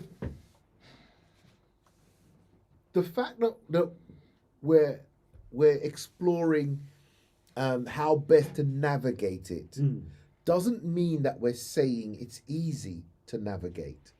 Because you know the way to get through this is with a straight bat and honesty and and not wanting to have retribution against your partner and all of this. And that's the best way. But Mark, I really want to whatever, exact some kind of revenge. Yeah, you might want to, but that isn't the best way. And that's what we're talking about is the best way. That's why I said to Paul that if you're in a situation where, you know, your partner's run off, but you had a really great relationship with her siblings and her parents, say, what do you do? And I'm saying, if those relationships were real, you continue them. Now, Paul's saying that might not be easy, and maybe they're not. Maybe it's not easy. But if they felt the same way about you, they would do their best to try to continue those relationships.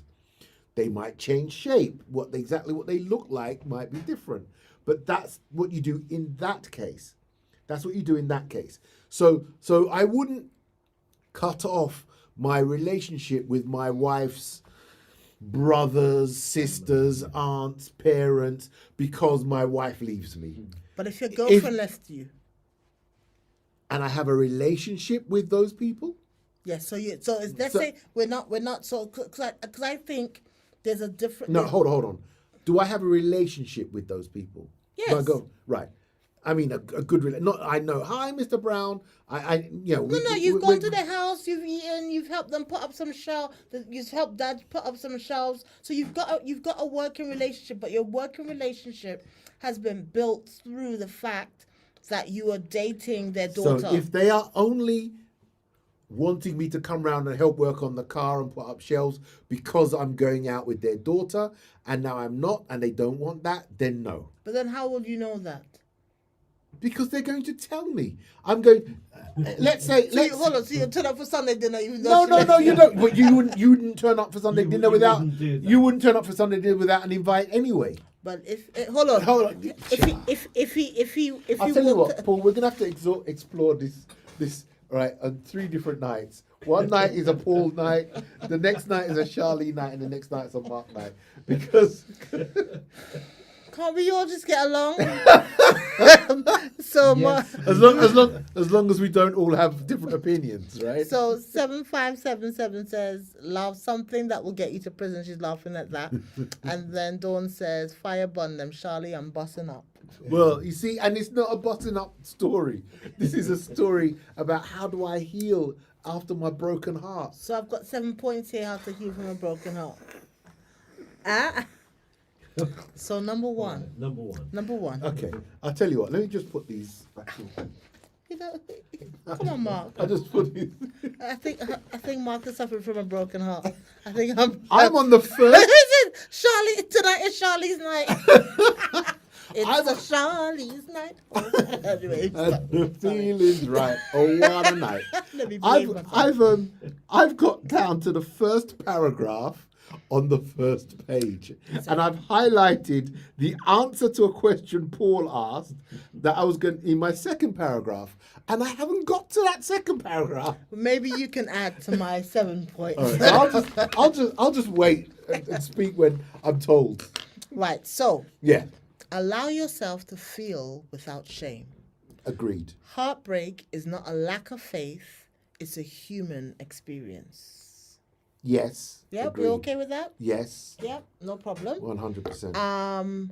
Don't isolate. healing Yeah, that's a hard one. accelerates in Yeah, community. but we accept that something might not be easy, but it's Yeah. still the thing to do because they're all hard.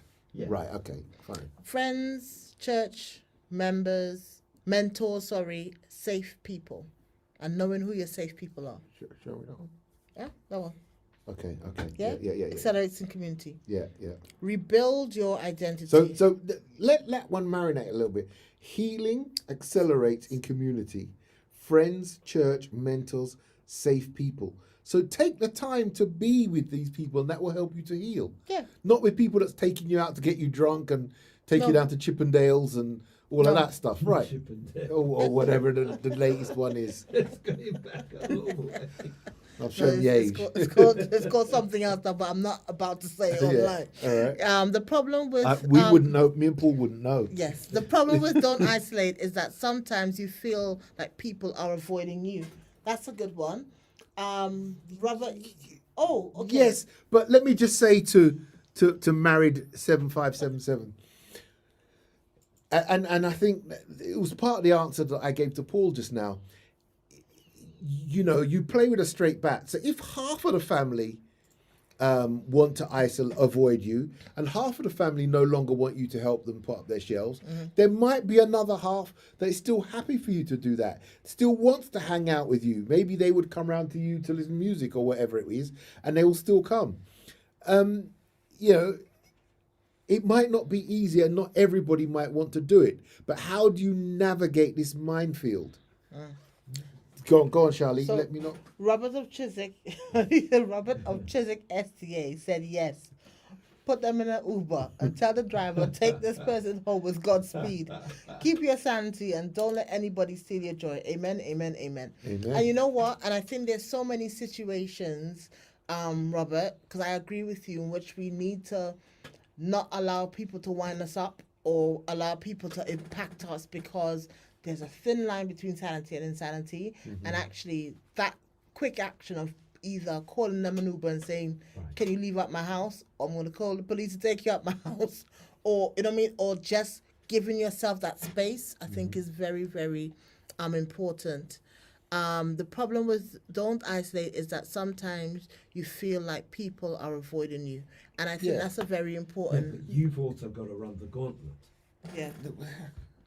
You've What, got to what, run the what, gauntlet. what is because the gauntlet? the gauntlet is being in and around people in church by yourself. So what? Hold on.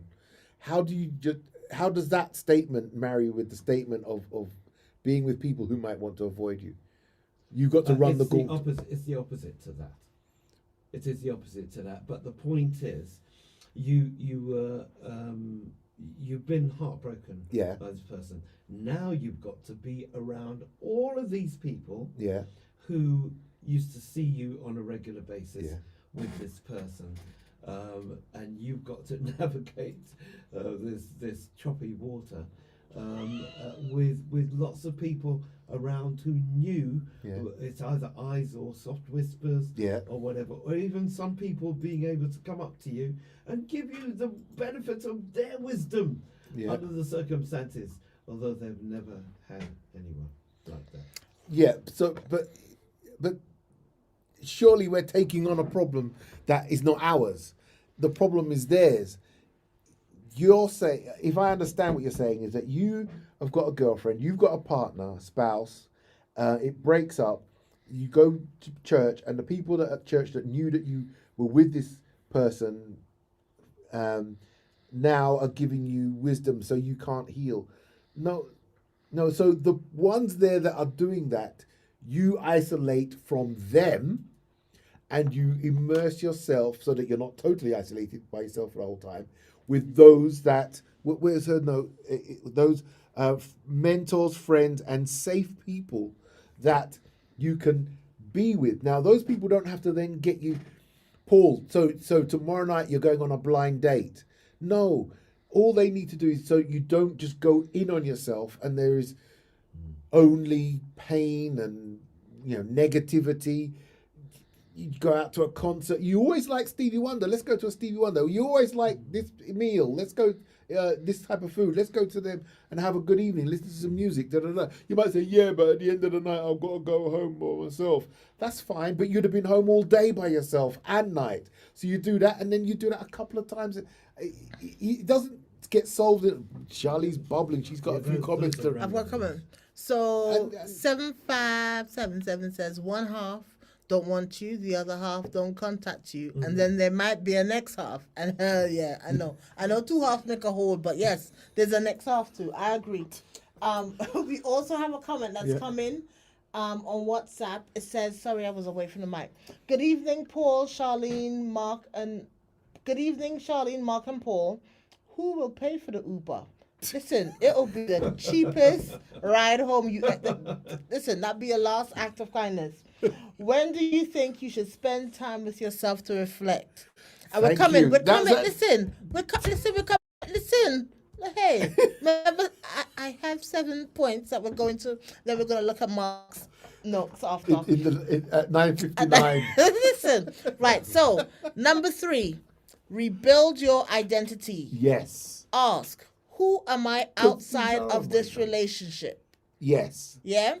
Who am I without him? Without them. Yeah. Did you lose your identity in the process of that relationship by making specific choices? Mm-hmm. Did you isolate yourself within that relationship or whatever? Because sometimes people think they're brand new when they get in a relationship and then they don't want to talk to certain people, etc., Oh, yeah. etc. Oh, yeah. Oh, yeah. Then you find yourself alone without that person anymore. Then you need to work out, who am I? Yeah.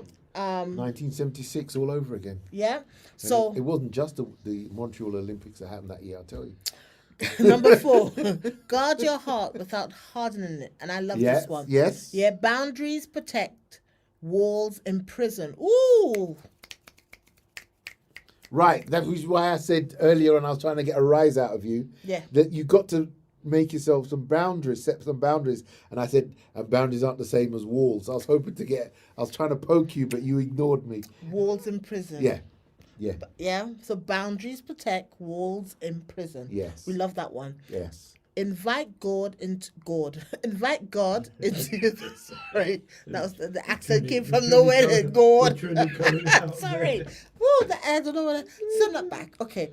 Invite God into the raw places. Yeah. Healing is Sophia said, not yeah. pretending you're okay. It's letting God meet you where you're not.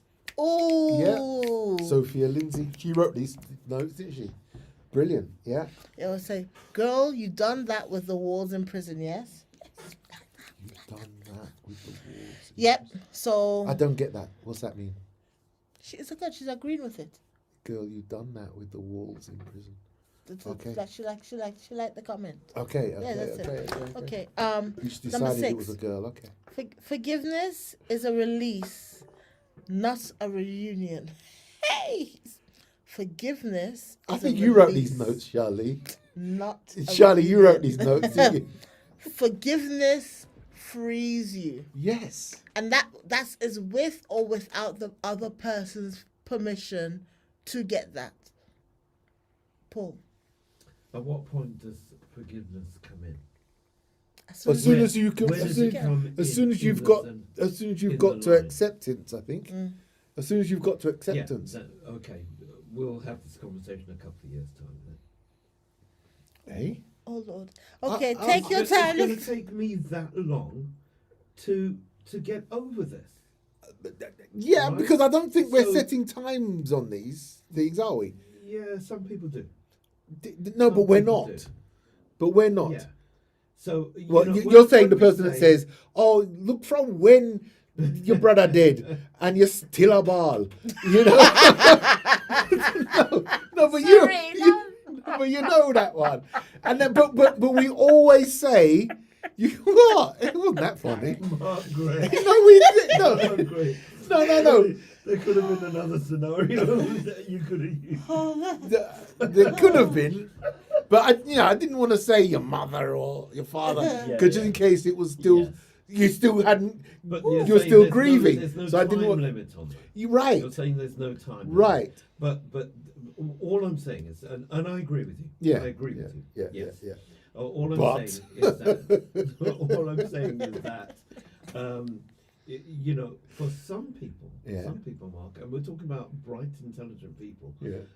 when their heart is broken, it takes a very, very long time to get over that. Yes. That situation, to heal enough for you to step back out again.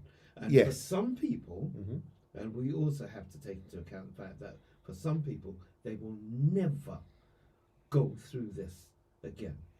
They will never. Will they heal get to from this. They will never. Do you know? heal from Am it. I? But that's Am I not going? what God, that's not what God intended. yeah, for us, I don't know if no, I'm- it's not. I agree. It's I'm not what God wondering if intended. I'm going out on a limb by saying if they will never heal, that's because they choose not to. And I don't know if I'm out on a Yeah, lim. no, So you are somebody, out on a limb. 0745 Mate. 964 2898. That's 0745 964 2898. That limb Because talking kind of shaky. that, well, because are you saying that God's intention was not the best intention? So But never. I'm saying, I could never say that. oh no, but you're saying that for some people, they cannot heal, and it's wrong to say The truth is, they won't. that. Some people won't ever heal. Have you never come across, Mark, people who many years after Right. they've Yeah. been through this Yes. traumatic thing, and remember we talked about bereavement, right? So they've gone through this traumatic episode in their life that has affected them to the point where years later they still cannot Heal. shake that off or feel healed Right, from that. because they haven't gone through the 5 steps of bereavement and got to acceptance. And why are they blocking? Paul Bryant just came on and he said, how long did it take Christ when his heart was broken on that day? How long for him to say, Father, forgive them? I'm not. Can I No, just neither was Christ. but Go on. can I just say He was. sometimes we need to ask ourselves a question. Is it worth me losing my salvation over this feeling that I'm holding on to? Agreed. And Agree. and I say that as Yes. one who's had to ask herself that same question Yeah. because actually I ain't losing my salvation for no old dirty bag. You understand? Yeah, because yeah, and if you say I'm gonna forgive you just so I can get the salvation, no, I because mean, you're a no, dirty no. bag, right? you might, as one lady at my church said, you might get to the gate and hear no. No. But You're about it's- to step in, and they but said, your name's not on the list. but it's doing the genuine but it's doing the genuine work, because if you don't want to do the genuine work on yourself and because it is a barrier, it is hard, and you know what, day 1 never feels the same as day 100. Exactly. Yeah. So if you start day 1 feeling under the sea, under the weather, under like life consuming because this is so hard and difficult, by day 100, I'm not saying it still doesn't hurt, but you don't feel the same. It's every day you wake up, you Exactly. thank God for that new day. Every day you open your eyes. Do you know? Yeah. But as I said, this is Charlie. Charlie can only use her experiences of how I got through healing for me to be at a place where I can laugh, I can joke about it, I can say it out. I mean, I can have a conversation about it and not feel hurt, and I mean. Yeah. But that's me, and I know. But Oh, yeah. everyone But else is I've different. never been to a Pizza Hut Charlie, since. Charlie, I applaud you. I applaud you. But simply, one size don't fit all. No, it and I get doesn't. that, and I get that. It doesn't, Paul. But the purpose of these types of discussions is to say one size doesn't fit all. But how do you prescribe some way of navigating through this? You know what I'm saying? One size doesn't fit all, but go find your shoe. That's what I would say. I would say this may not be your size, but there may be a size. Through this conversation, you may have to navigate and find your own size of your shoe through the TK Maxx mumble jumble of everything being everywhere else. Go having a look. If you stay in that feeling, it's gonna kill you. You can't listen. I have sat in my feeling, and at my lowest point, I knew I did not want to stay in that feeling, because that feeling would have consumed me and would have caused me to die. And I'm being honest with you. It would have caused me to die and lose my salvation. And I know that what works for me may not work for somebody else, because I know that I've been bespoke. I'm a bespoke model because God made me that way. However, if you are going through something right now where you are struggling with forgiving, with the cycle of grief, with moving forth, with because you're hurt, because all you see is what that person did to you in front of you, and you can't see behind it, free yourself. That's the only thing I can say. Find the way that you need to free yourself to free yourself. Let me read a few comments that's come in. I'm gonna read Paul Bryant's one. He says, bitterness cannot be embraced as a criteria to enter in eternal life. That's agreed on. I think we all agreed with that. We're not going to get in there. Sophia says, yes, Charlie, ain't losing my soul for no one. Yeah. And then, so 757 said, Mark, that was really funny. The comment you had made in that laughing, you said that wasn't that funny. It was funny.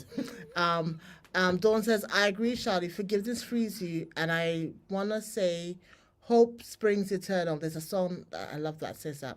Hope springs eternal. You can love and have companionship again when you least expect it. Exactly, because that's what God does. When you least expect it, God just, you know that morning when you were, I don't know if anyone's ever had an experience where they've gone through a breakup or whatever else it is, and you feel like 800 and something in the Big Brother house, and every day you get up and you're feeling low, and then that one morning you wake up and you just don't feel as low as you did the day before, and then all of a sudden it feels like you're moving towards, anyway, the ultimate aim, yes, we must be intentional with our healing. You can have, the ultimate aim must be to be healed from hurt. I agree, as one has to find a way that will enable them to be healed. Yeah. Well said, Charlie. And then Robert is making me laugh here, yeah? He said, Robert S.C.A. Chiswick says... Is that his name, Robert S.C.A. He's from Chiswick. So he wants everybody to know it's him. A good relationship is like well-cooked Jamaican Sunday dinner. It's either well-cooked and pleasing, or it's raw with no taste. Uber time, and I will pay for the Uber, and I will pay for the Uber one way, with love. Amen, amen. Great point, Paul. I have friends from secondary school that were immersed in love, and when the love turned sour, the breakup has still affected them to this very day, over 30 years strong. Yeah, I really must go back to Pizza Hut one day. Right, so the last point on my 7 points is take your time, and that's the reflection. Paul Lee said it as well, no. didn't he? Yeah, Said it's about the reflection. Someone else said about the reflection. When do you think you should spend time with yourself to reflect? And it says, take your time. Mm-hmm. Healing is not linear. Some days you feel strong, some days you're feeling shattered. Mm-hmm. And it says, yes. I agree with that. I'll go over to you before I have my takeaway tips as well. But I'll let Why don't we might as well just do your takeaway tips now. Yeah, okay. You sure? Oh, I won't do the conclusion. You can do your takeaway tips and your conclusion. Don't be so mean, Mark. Okay. That's not mean. I'm offering you the space. So we don't rush the process. Thank you. That's the other thing is, Rome wasn't built in a day. We're not going to rush the process. So it says, tonight's takeaway tips. Write a letter you'll never send to release some emotion safely. What? You got that too? Oh no, we can go. You don't. You want to? No. You told me to read it. You don't want me to read it. I want you to read it. Mark is giving me a hard time. Mark is not giving her a hard time. Mark has said he won't even look at his notes. I want Charlie to finish all of her notes, and then we can See. go home. So it's saying, write a letter you'll never send as a way of releasing emotion safely. What do you think about that? That's one method. I mean, that will work for some, and may not work for others. But yes, I might, if I wrote a letter, I'd probably want to send it. But yeah, whatever. I think that the key thing, the key thing is to get your emotions out. That's the thing, isn't it? Don't bottle it up inside. And if your way of getting it out is writing a letter, then that's fine. You may choose to send it, you may choose not to.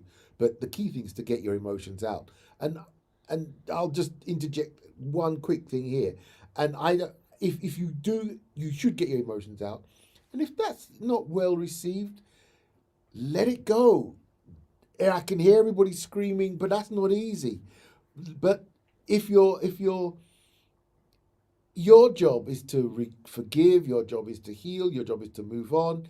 If you find that the method that you're choosing to use to move on and to heal, that you prescribe for yourself, isn't working, isn't being reciprocated, is causing you more heartache and heartbreak, then it won't, by continuing to force your way down that because it worked for Charlie or it worked for Paul Lee, and it's not working for me, but I'll keep fighting it. That's not the way. Paul Bryant came on and he said, how long did Christ take when his heart was broken on that day? Because he let it go. He forgave them. Bitterness cannot be embraced as a criteria to enter eternal life. You know, without letting it go, we're going to lose our souls. And a couple of the comments came there, and you said, Charlie, you're not going to lose your soul over no relationship. And that's what it comes down to. So because we're in a place where we're not responding and not performing well, what do we do? Yes, it's going to be hard, but what do? We've got to start putting in place the things that will allow us to heal. What will make you heal might not be what makes me heal. Yep. Paul Bright said 30 years. Yeah. Oh, and Robert from Trizagestier said, love is still out there. Pray first and God will send you the right one. Yeah. But pray and pray and pray. Every night and every day. Amen. Yeah. And she might not come next week. It's just get yourself ready. Create a heartbreak survival kit. It says journal, scriptures, a playlist, grounding object.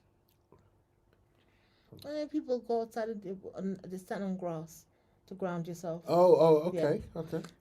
Set a small daily ritual. Walk, go for walk, gratitude notes, meditation. This is just ideas. Yeah, ideas. Yeah. Limit social media exposure. The other thing is, with social media and the algorithms, if the social media finds out that you've heartbroken, they will start sending you all of this affirmation or heartbroken, so the same things. If you start looking at dogs, they'll send you all this dog food listen. I was on my work computer and looked up a camera, looking for another camera. And I got home on my home computer and on my phone and all of they keep sending me adverts for Canons. Whoa! Yeah. So limit your social media exposure to avoid emotional triggers. And then the other thing is, now everybody's on social media. The other thing is, the last thing you want to do is click on something and you find out the person who said to you that they were just not emotionally available. You click and you see that they're now emotionally available to somebody else. Okay. That's also, you say okay, but it's not as easy as just okay. You lot always say it's not easy. No. I'm not saying it's easy. But your little made you feel like letting it go is also a process. I feel like it is being said as if it's an instant thing. Right. Thank you, Mari. So we're agreeing that we're going to let it go, but we're agreeing that you don't let it go in a day. Yes. Yeah. Yes. You don't sit and wallow in it. You let it go, but it takes time. And I like this one. It says, speak kindly to yourself. Yeah. Replace self-blame with truth. And sometimes people on their way out, they will tell you some hurtful things just to get into your psyche on their way out. you must speak nicely to yourself. P.S. Oliver Thompson says, easier said than done to move on, as some people will have the person still messaging, ringing, keeping that person hopeful, but it's just an element of control. Quite cruel, really. I agree. It is cruel. It is cruel. That is cool. It is cruel, and you know, we do get that it's easier said than done. But then, if it was easy, you know, there would be no sin in the world, would there?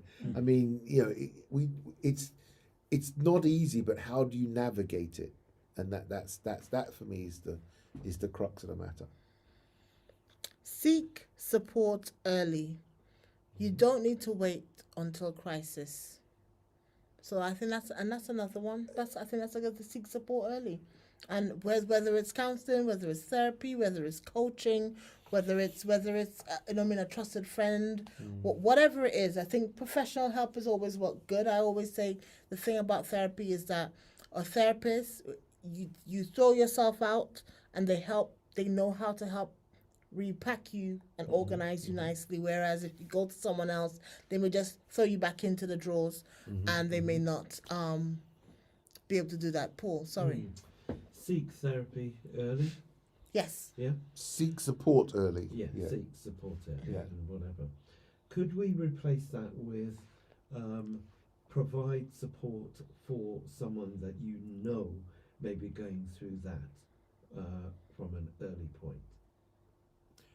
Yeah, not Because replace. because- Also, No, so I say the reason why I say replace that is that you're then saying that the person who's been wronged or harmed or hurt can go through that process of seeking the assistance or the help or whatever, and they may not be in a position to do that.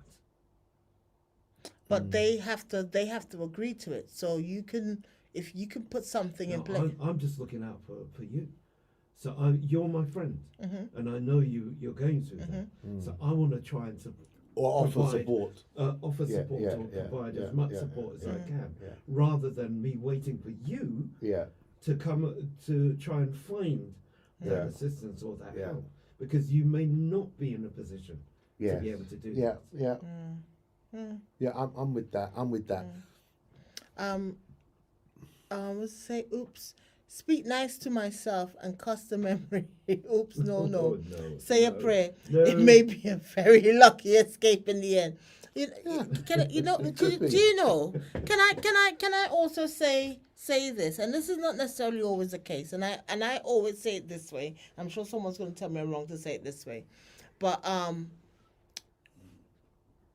sometimes God reveals things to you or allows you to see things, and you find that the person potentially that you were there crying, screaming, upset about, nearly get to prison for whatever, Golly.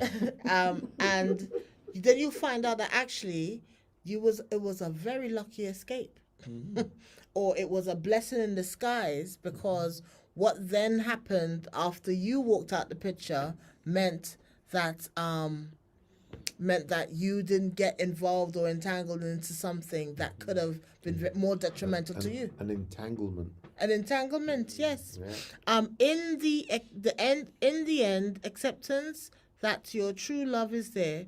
If not, great friendship really can be a greater help than Like the what next Paul's love saying. match. Yeah, Like what Paul was saying, a great Yeah. friendship can be a support. Yeah. yeah. Sometimes it's the only support that you can get, because you're not in a physical or mental Position to go and look, position to seek go for and it. seek that help. Yeah. And I think it's also that understanding of everyone has a different love story. And there's a reason where you may not have had a linear love story to compare to someone else for a reason. So utilizing that and praising God for the moment that you've gone through your journey, so that you can help and empower someone else or strengthen someone else, because he who knows it feels it, or whatever they say. He who feels it knows Feels it. it, knows it. Yeah. Therefore, if you felt it, then when you see someone, and I think that, and I think we all as role models, Yeah. as the Sabbath school lesson talks about, need to, when we see the younger generation going through things that we've been through, is also helping them through it, letting them know that this, you know what I mean? Yeah. Joy comes in the morning. There's gonna be a break in the day somehow, and you will be okay. It may not feel like that right now, because sometimes when you're going through your love hurt, you think you're the only one that's ever gone through this, and no one else has ever gone through it because no one else has Or ever not felt as bad as or you. as bad as you Yeah. start feeling. So it's also strengthening someone else and letting them know that they will be okay. Yeah. Sophia Lindsay says, most certainly provide support. Sometimes God allows us to go through heartbreak just to help someone else. Amen. And P.S. Oliver Thompson says, true, Paul, my friend, going through counselling because of it. Wow. Yeah. Bless you. Yeah. Yeah. Bless you, sir. So we started the show with me asking you guys a question, and I'm gonna end the show with asking you guys a question as well. What one thing has heartbreak taught you?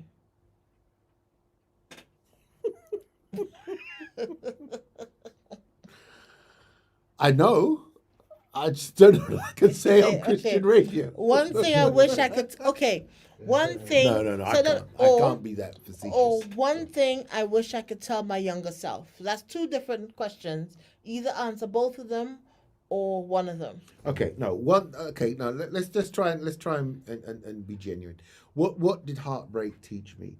It taught me to make sure that whatever you're going into, have your eyes open. Don't be the butterflies and the. You know, it's not all the Carpenters' music, and it's not all. Showing my age there, and not all the Carpenters' music, not all the stuff. No, they're absolutely brilliant. They're just not of this era, but they're absolutely brilliant. We've only just begun. Oh dear, yeah. Only yesterday. Oh dear, top of the world. Yeah. Yeah. So go into these things with your eyes open. Don't let the dopamines.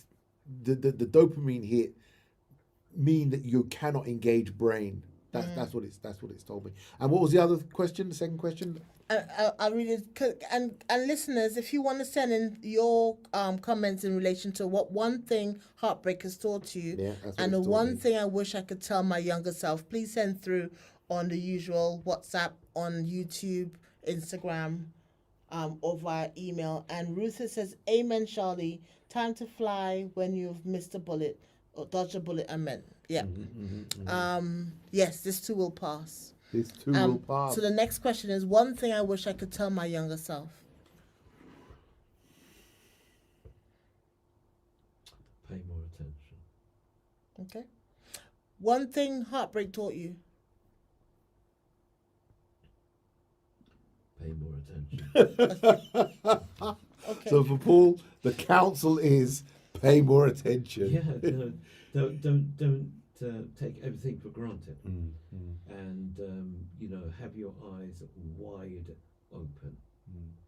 Have your eyes wide open, and don't be duped. And there's nothing wrong with questioning things as well.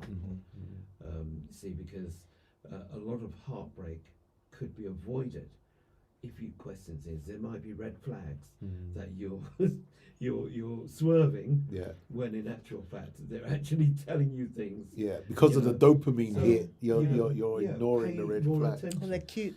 And that's why I've said pay more attention. Go on, Charlie. What for you? I think I said it earlier in terms of the words and actions have to be in alignment. Yeah. I think the one thing I wish I could tell my younger self, you can't hurry love. Oh, you just got to wait. Love don't come easy.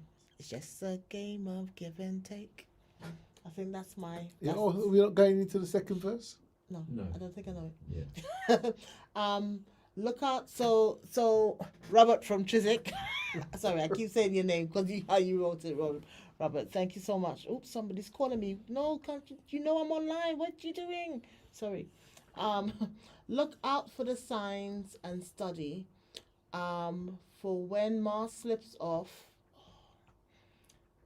Get ready to sing. Sorry, my phone. I apologize. Get ready to sing on my own. On my own. P.S. Oliver Thompson says, don't put all your trust in man. Trust in God. Yeah. Always go with gut feeling. But then if you trust in God, how are you going with your gut feeling? Let me try and see. Trust in God. Oh, he's saying follow your instincts. Like if you see a red flag and something in your gut is telling you, this isn't right, Mark. This isn't right, Mark. But you're going with it. Where was he when I was 16? But I think the thing about we also, sometimes you try to squeeze a triangle into a hexagon shape. Mm-hmm. Yeah. And sometimes you say, but God, but I can fix that. Look, Jesus, I can deal with the fact that, he. I think sometimes we don't even pray and say that to Jesus. We just, nobody tell Jesus, just in case. Yeah, we just say we can fix it. We don't know, but I think there's sometimes, because sometimes you hear people say, but Jesus told me. He was the one for me, and you think, okay, and it's like, how do you know? Have you spent that time in prayer and fast? Have you seek counsel? Have you done all the things that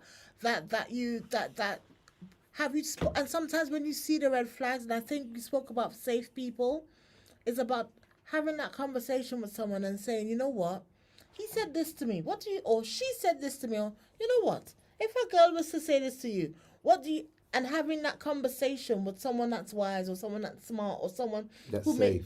Someone that's safe, or someone who has more experience, or someone or someone who, and because sometimes you have conversation with people and they give you an answer that they think you want to hear, and opposed to telling the truth. That's not a safe person. Yeah. So, closing reflection, it says, a reminder that heartbreak is not the end of the story. Your heart may be bruised, but it's not beyond repair. God specializes in resurrection, even of the heart. P.S. Oliver Thompson says, yes, that's right, Mark. And then he says, absolutely, Charlie. Absolutely. It's 7577 says, it's very hard to know. You don't say the married part. I don't, because I don't want to put a business out there. That's a name. I know. It's very Are you hard. sure it's a woman? Stop. It's very hard to know when someone is right for you, because if they are showing and doing all the right things, what can you do? And that's difficult. Yeah. Yeah, because you know what? There's some people who are the master of deception. Yeah. Yeah, and for whatever selfish reasons, and I have to say selfish reasons, they will take you down a garden path. But I think it's also looking at you, because I'm a self-reflector, and I say that every time I'm on, in terms of sometimes I think to myself, because sometimes one person tries to take me down a garden path, and I'm like, no, sir. But then you think, what made that person take me down a garden path, but the other one not take me down a garden path? Sometimes it could be something as trivial as, well, he was cute. You know what I mean? Yeah. Or it could be the something. Dopamine hit. Or it could be something as, you know what? Where am I right now in life? Why this has been that's been packaged in a way that I think is shiny and nice. So sometimes is that self-reflection, and as we said before, in terms of is that honest conversation that you're gonna have with God. That vulnerability that you're going to show to God and say, you know what, God, invite God into the raw places and tell him how you're feeling. Tell him about your emotions. Tell him, he walked past me and all the hairs at the back of my neck stood up. And it was a great feeling. And Lord, I haven't felt this way in a while. Dear Father, help me calm the feelings. Whatever the conversation you need to have with God, tell him as it is. He can take it. He wants to take it. He wants to hear it. So, Mark, hand it over to you. Hand over to me for the rest of the show, right? All 30 seconds of it. It's just left for me to say good night and God bless. Well, next week, we have a guest next week. Oh.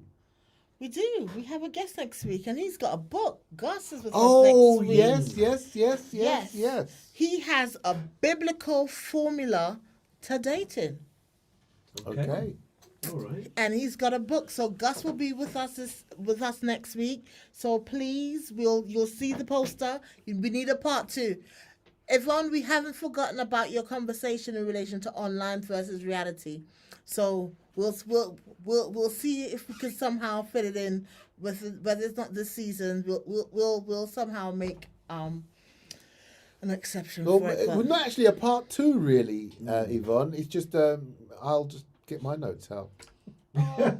Mark, why you have to do that, Mark? Jay, I'm playing with you. Time's up. It's gone. The time has gone really quickly. Time has gone really quickly. Really Hold on. quickly. Ask God for a sign. Yeah, ask God for a sign. So yeah, we'll be back next week, 8 o'clock. God willing, we'll be here. God's willing, next week, 8 o'clock. We'll be back. The full team will be in the house with the guests. We have Gus with us next week. He has a book. His book is about the biblical formula for dating. Paul Bryant will like that one. But yeah, Paul Bryant, please be here. Make sure you set your alarm. Come, let's exchange notes for next week. Have a really nice week. Keep loving yourselves and loving God and loving everyone around you. We'll play. Where's the Cornerstone Counseling? We'll play the Cornerstone Counseling. Want to hear some Cornerstone Counseling? Yes. To cope with life. Conflict, bereavement, CCS. fear, relationship, anger, depression, negative thoughts, trauma, and uncertainty can all cause emotional imbalance.